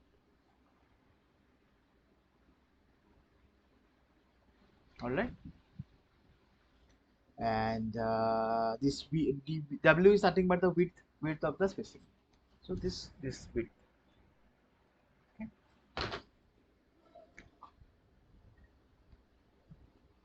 Now this is the constant.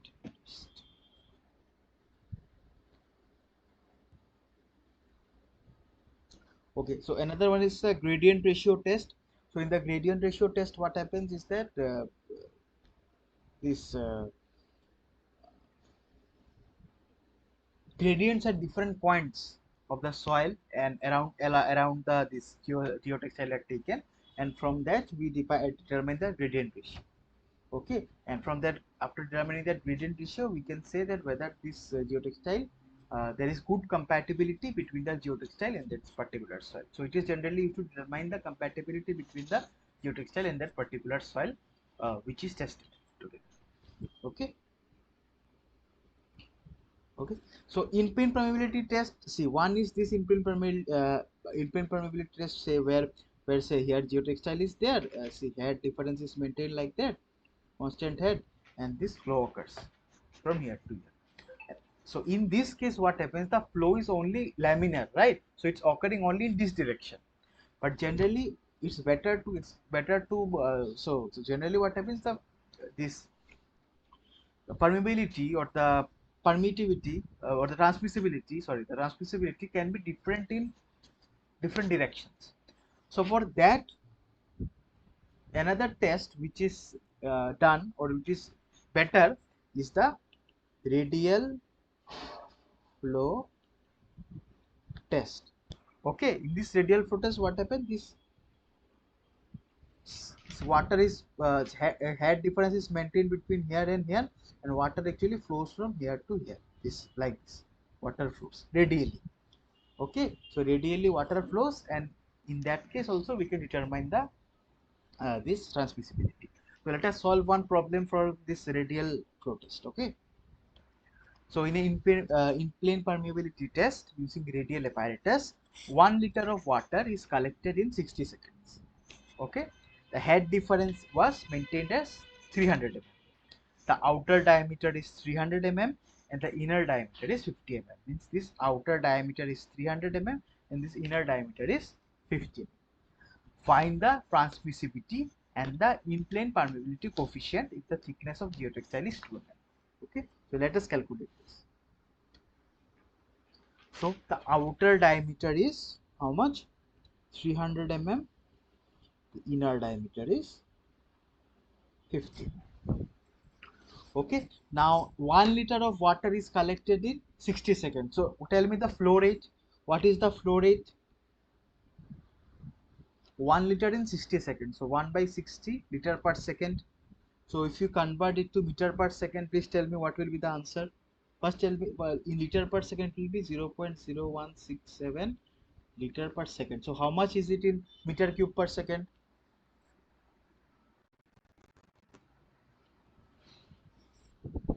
How much is it in meter cube per second? 1.67 into 10 to the power minus 5 meter cube per second. Okay, this into 10 to the power minus 3. Now this transmissivity theta is given by q ln t naught by t1 twice pi delta h. So q is how much? 1.67 into 10 to the power minus 5 ln natural log of 300 by 50 twice pi into this head difference. So what is the head difference? Head difference is 300. 300 into 10 to the power minus 3 meters. Okay, so calculate this transmissivity.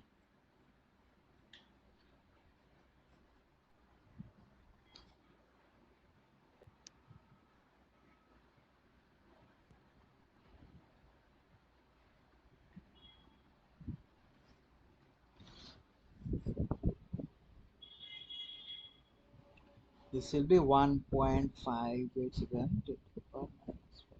Match the, solve it again yourselves, okay? Just check the answers. What will be the unit of, what is the unit of transmissivity? What is the unit of transmissivity?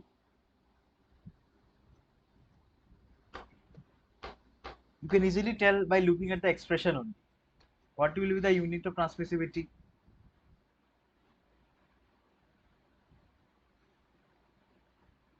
meter cube by mid second. Meter cube. What? What is the unit? That is meter, meter cube by meter second. That is, I think, meter square by second. Yeah, meter square by second, because numerator meter cube per second, denominator meter, so meter square per second. Okay, then we need to find out the in plane permeability coefficient. Okay, Kp. What will be Kp? Theta by t. So this by t is nothing but 1.587 minus 5 pi into 10 to the power minus 3. So we give you 7.93 pi into 10 to the power minus 3 meter per second.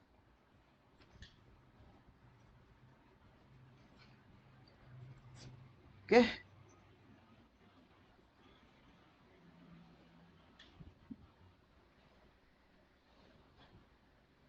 Now we have some other properties.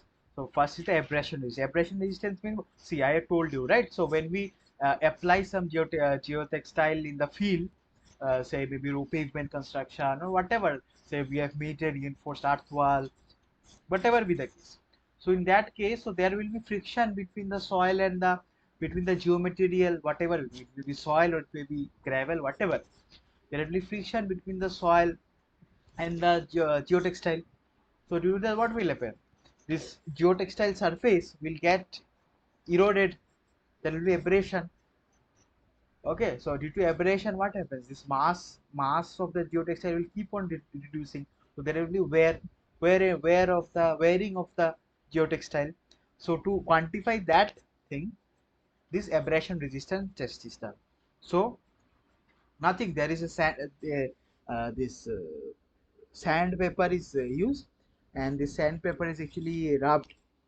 Okay, so there are approximately 1,000 cycles of rubbing is actually done over this geotextile, and after the rubbing, this loss in weight of the geotextile is measured. Okay, then this abrasion is actually presented in terms of the loss in weight. Okay, so obviously if there is rubbing, there will be some loss of weight. So material will get where there will be wear of the geotextile. So that is the abrasion. So generally it is done by this sandpaper.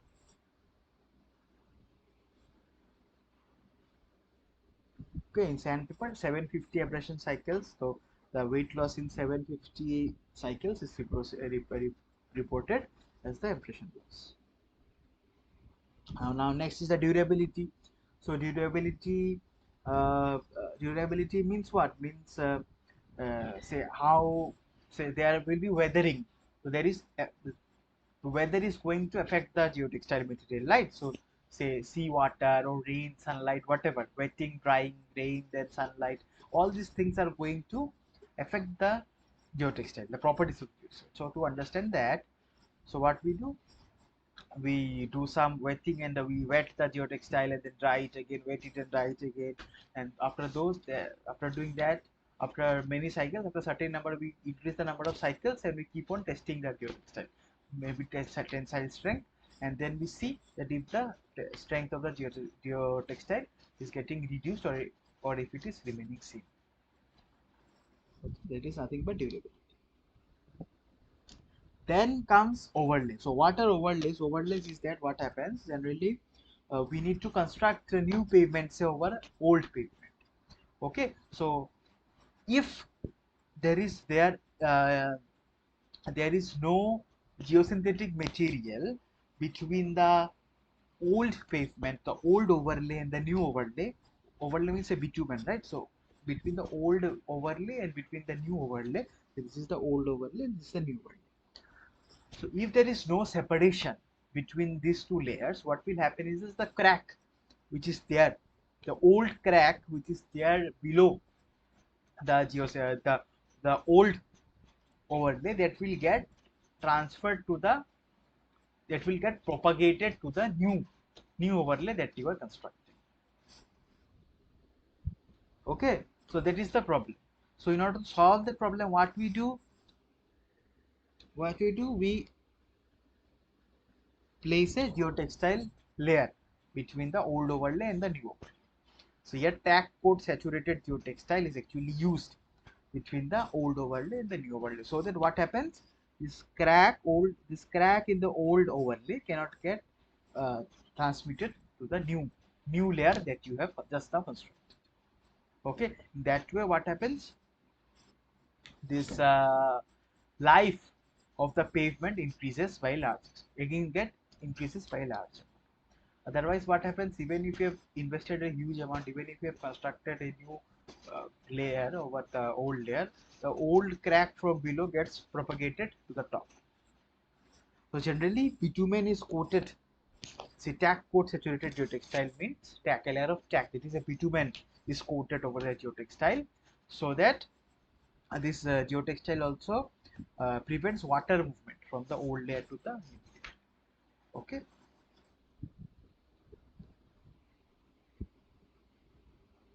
Okay, now we have geogrid testing. So geogrid testing, the strength tests are quite similar.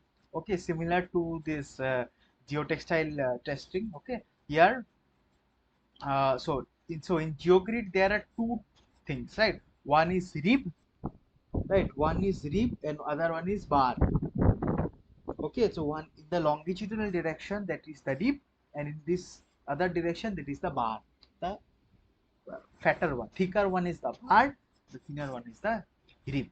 So we need to determine the strength of the geogrid, or the strength of each rib of the geogrid. Okay, now I have asked here, put up a question here. What is the length or the number of junction criteria for the geogrid tensile testing?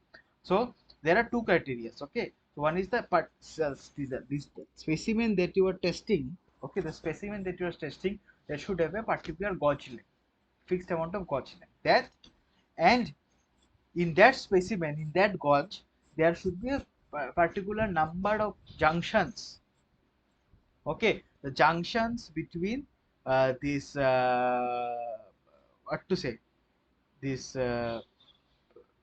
ribs and the this ribs and the bars. Okay, so there are particular number of junctions between the rib and the bar should be present. Okay, so can you tell me what is the number of minimum number of what is the number of junctions that should be present? So this is a junction, this is a junction, this is a junction, right? This is the, this is what, this is the rib, and this is the bar, right? So what are the number of junctions that should be present? So minimum 3 numbers of junction should be present. Okay, minimum 3 number of junction should be present, or you can say the gauge length should be 300 mm. Okay, these criteria should be fulfilled while you do the testing.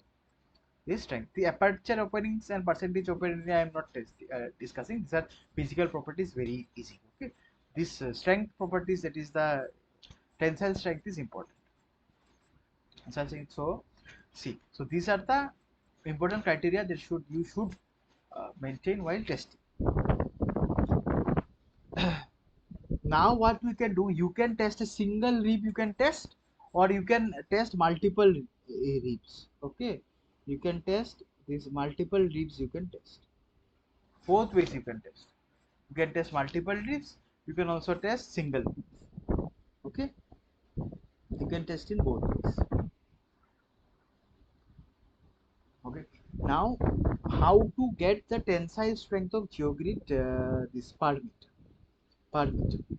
So say you are doing this testing, okay, testing of uh, a number of ribs. Okay, so it may be one rib, it may be two ribs, it may be three ribs, it may be four ribs. Okay, here it is one rib, here it's three ribs, there may be any number of ribs that you are testing. Okay, so how to determine the tensile strength of from that result? So you are testing this, right? So you're testing this, maybe one rib you are testing, or maybe three ribs or four ribs, whatever number of ribs you are testing. From there you will get a load, peak load, where the geogrid ribs will snap and break. Will get a peak load. From that load, how to get the tensile strength of the geogrid per meter? So for that, what we do, that is equal to nothing but number of ribs per meter width, okay, divided by number of ribs in test,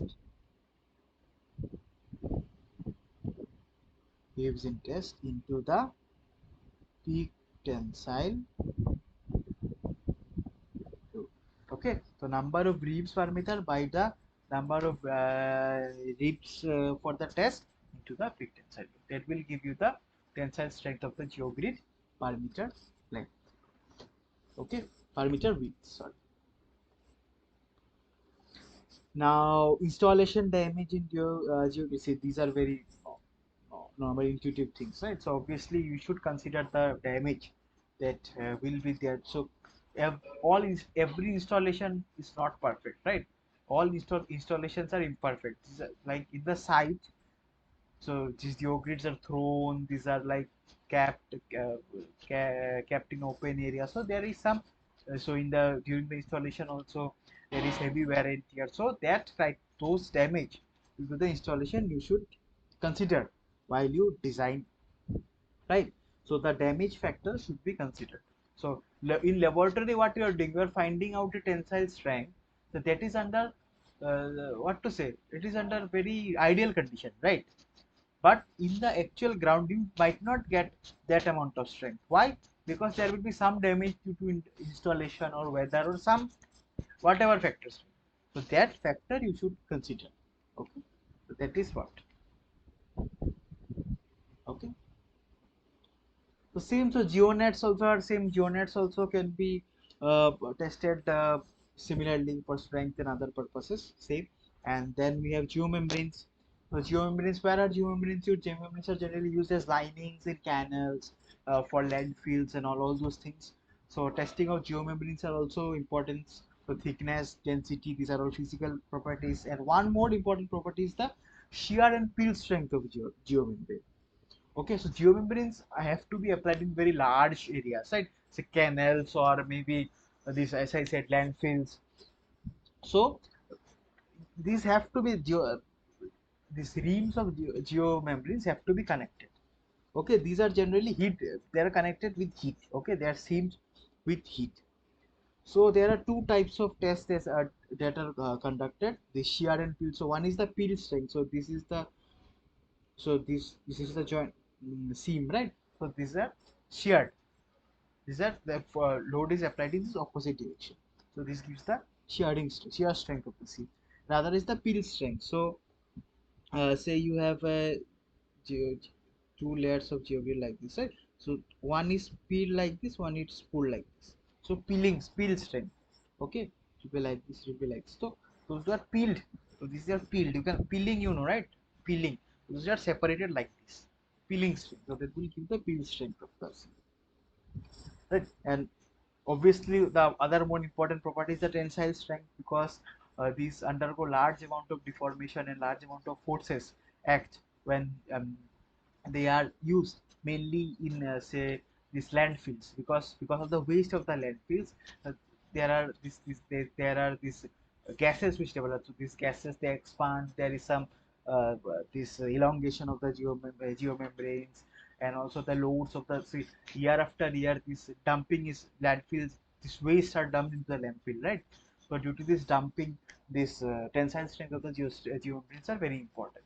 So this test, so there is normal testing. So what we do, you take and say similar to the geotextile and all these tests, what we do, put in the clamps and you put it and you get the tensile strength. Okay. So geomembrane should actually be have large elongation. They should show large elongation. They should almost show 500% elongation. This is the desired property. So geomembrane should show about 500% elongation before they break. Okay, so done. We are done. So there are just two videos that I will show you here. Okay, just let me end this.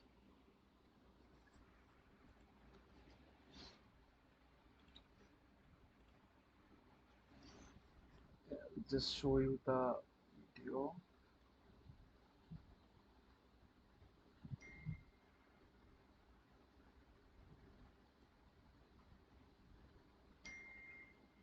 So this is the testing of geogrid. Okay, so let us see this video. So see, this is the clam, and you can see this one rib of geogrid is being tested. Okay, this is one rib. So other ribs are cut. Okay, we are just testing a single rib. Okay, so you are pulling, and then suddenly it will snap. You're pulling it, and see it breaks. Okay, so you can see this these ribs are cut. Okay, you are just testing a single rib here. In this case, we are testing a single. So we just keep on applying the load. We keep on pulling it. We keep on pulling it, and it will suddenly snap. Okay, see again, and it snaps. Okay, and here there is a video, means how these actually geomembranes are. This is a proprietary company, their method. So how these are actually, this is one of the process using which how you can seam or you can join two geomembranes. Okay, so this is done by heat. By you heat it and you heat and apply pressure. You heat it and apply pressure. So what happens? These geomembranes join together. So let us just see this a little bit. Our manufacturing process. Just go to the video here. Yeah, you can see using this machine, what they are doing is that they're heating it, and along with that they're applying some pressure. Okay, using this machine. So what happens with that? It gets, these geomembranes get bonded. Okay, so you can see this machine, these are getting bonded. You can see that so nicely they've gotten bonded. You can see just they act like a single geomembrane there. Okay, so here this is the seam. Okay, this is the seam P1, P2 is written. This is the seam. This is one geomembrane layer. This other geomembrane layer. They have joined it. Okay, so they have cut it for testing. So they will cut this piece. They cut this part and they will test this the strength of the seam.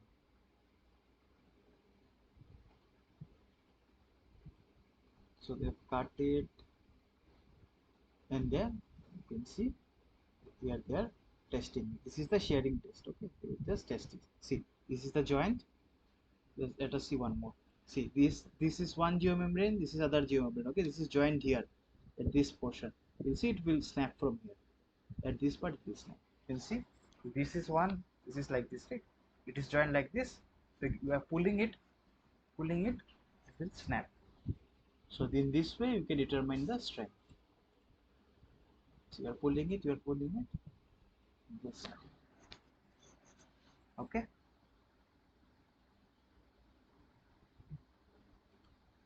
Okay, so this was all for today. So we will end today's discussion now. So if there is any doubt, you can mail me or contact me anytime. And as you all know, this video will be this PPT, this PowerPoint presentation will be uploaded and the link will be shared. Okay, so thank you and have a good evening.